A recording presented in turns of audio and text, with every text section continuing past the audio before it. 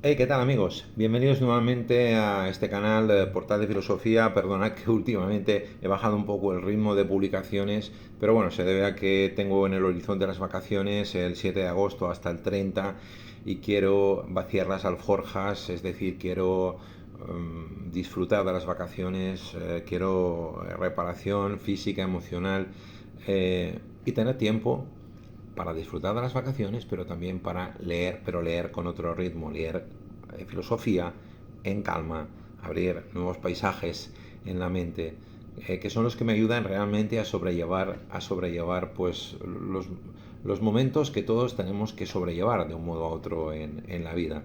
A unos les servirá una cosa, a otros les servirá otra. A mí me sirve, por ejemplo, la filosofía, me sirve aislarme, coger un buen libro, pero por supuesto también viajar, es lo que pienso hacer y pasarlo bien, porque también me lo merezco, pero para ello me he impuesto pues poner un poquito de velocidad de crucero desde julio, prácticamente desde principios de julio, bueno, en realidad desde principios de año, pero intentar hacer en un mes lo que normalmente hago en dos. Vamos a ver si lo consigo. Estoy un poquito cansado también, he de decirlo, pero bueno, vamos a ello. Bueno, comenzamos con el segundo gran capítulo de modernidad líquida. El primero, sabéis, lo dedicamos a la emancipación. Este lo vamos a dedicar a hablar de la individualidad. Aquí se produce pues un desplazamiento importante, porque si en Emancipación Bauman se preguntaba qué significa ser libre en la modernidad contemporánea, ahora la pregunta cambia. La pregunta ya no es qué significa ser libre, sino qué tipo de individuo produce una sociedad en la que la libertad se ha convertido en poco menos que una obligación. Este es el punto de partida fundamental de esta nueva sección. En nuestra sociedad, ser un individuo efectivamente ya no es solamente no es simplemente una posibilidad, es cada vez más un destino. El individuo aparece así como obligación. En otros momentos históricos, la identidad de una persona estaba profundamente condicionada por su origen, por las estructuras sociales, es decir, por la familia, por la clase social, por la religión, por el lugar de nacimiento o incluso por la profesión que había heredado. El individuo nacía dentro de una estructura, por lo tanto, que en buena manera eh, le decía al individuo quién era, ¿no? Le construía un poco ya su identidad de nacimiento. La modernidad, sin embargo, comenzó a desmontar progresivamente todas estas estructuras y esto, por un lado, hay que decirlo, supuso una enorme liberación, pero por otro, también produjo algo nuevo, que es la obligación constante de construir individualmente nuestras vidas.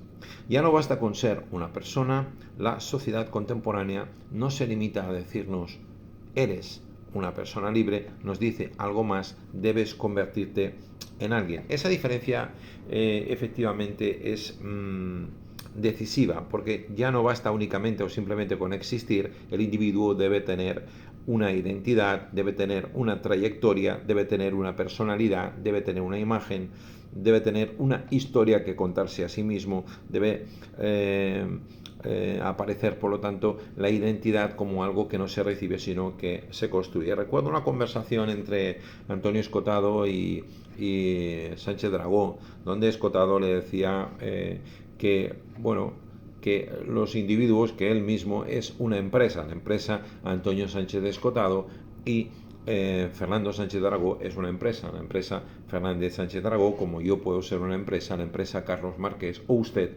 puede ser, o vosotros, queridos amigos, podéis ser otra empresa, otra marca, otra identidad en definitiva. Eh, La vida como proyecto es, por lo tanto, uno de los grandes temas de Bauman. La vida moderna se presenta como un proyecto individual. Cada persona debe construir su propia biografía, pero además debe demostrar que ha sido capaz de construirla correctamente. Es decir, si triunfa, el mérito va a ser suyo, pero si fracasa, la responsabilidad también va a aparecer que es exclusivamente suya. Aquí aparece una de las paradojas ciertamente más importantes del capítulo, y es que la individualización aumenta la libertad, aumenta la autonomía, pero también aumenta la responsabilidad. Nos adentramos, por lo tanto, siguiendo a Zygmunt Bauman, el filósofo polaco, en lo que él llama la sociedad de las elecciones. El individuo contemporáneo se encuentra permanentemente frente a estas decisiones, frente a estas elecciones. Por ejemplo, elegir, decidir qué estudiar, qué trabajo aceptar, dónde vivir, con quién relacionarse, qué consumir, cómo presentarse ante los demás, con qué marca, ¿no? con qué sello de empresa, qué tipo de persona quiere ser. La vida parece convertirse, por lo tanto, como veis, amigos, en una sucesión interminable de elecciones. Y en principio, esto podría parecer la realización definitiva de la libertad, pero Bauman nos invita a plantearnos una pregunta por detrás. ¿Qué ocurre cuando no elegir deja de ser una opción? Pues el filósofo polaco nos responderá que esto equivale a entender la libertad como un mandato. Encontramos aquí sin duda una de las ideas más interesantes de Bauman del capítulo individualización, y es que la sociedad contemporánea no nos obliga necesariamente a ser una persona concreta, nos obliga a ser nosotros mismos. Y esto puede parecer ciertamente una paradoja, pero una paradoja sin duda muy poderosa. En una sociedad tradicional, alguien podría decirnos debes vivir así. En una sociedad individualizada como la que tenemos, la exigencia puede ser, sin embargo, debes encontrar tu propio camino. La primera imposición, debes vivir así, es evidente. La segunda parece o tiene el sello de la libertad, pero también puede convertirse en una presión extraordinaria para el individuo. Si la vida se presenta como un proyecto individual, entonces los fracasos también se individualizan, también son individuales. Por ejemplo, si el individuo no ha encontrado trabajo, quizás sea porque no se ha formado lo suficiente. Si no ha tenido éxito, quizás sea porque no ha sabido, o al menos este es el mensaje que se le lanza, no ha sabido aprovechar las oportunidades. Si su relación ha fracasado, se debe única y exclusivamente a que no ha sabido gestionar adecuadamente su vida afectiva, y si no es feliz será quizá porque no ha trabajado suficientemente sobre sí mismo. La sociedad puede convertir así problemas colectivos en deficiencias personales. Es una idea que ya hemos lanzado en vídeos anteriores y está señalando esto a algo distinto. En las sociedades anteriores la identidad estaba fuertemente afectada, fuertemente anclada, digamos, en estructuras sociales. Hoy, en cambio, esas estructuras son más débiles, son más líquidas. Por eso la identidad debe ser construida continuamente, porque estamos en la época de la modernidad líquida.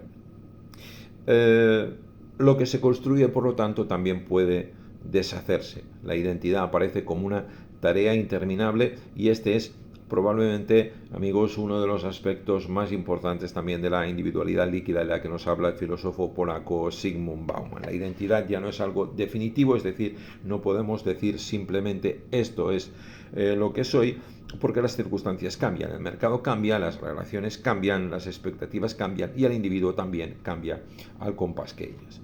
La identidad se convierte, por lo tanto, amigos, en una tarea permanente de actualización. Y aquí aparece una conexión importante con Byung-Chul Han. Si convertir el capítulo en una comparación con Byung-Chul Han, podríamos decir que la conexión resulta evidente. El sujeto descrito por Bauman debe construirse constantemente. El sujeto descrito por Han debe optimizarse constantemente. La diferencia es importante porque mientras Bauman pone el acento en la inestabilidad de la identidad, Han pone el acento en la exigencia de rendimiento, pero ambos, sin embargo, muestran una transformación semejante. El individuo contemporáneo ya no recibe simplemente una identidad, debe trabajar continuamente sobre sí mismo.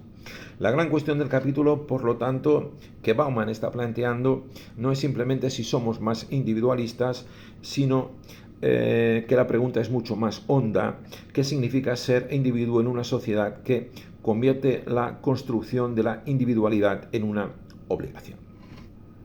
Como conclusión, podríamos decir que el capítulo de individualidad parte de una paradoja. La modernidad libera al individuo de muchas identidades, de muchas estructuras heredadas, pero al hacerlo le encomienda una tarea nueva.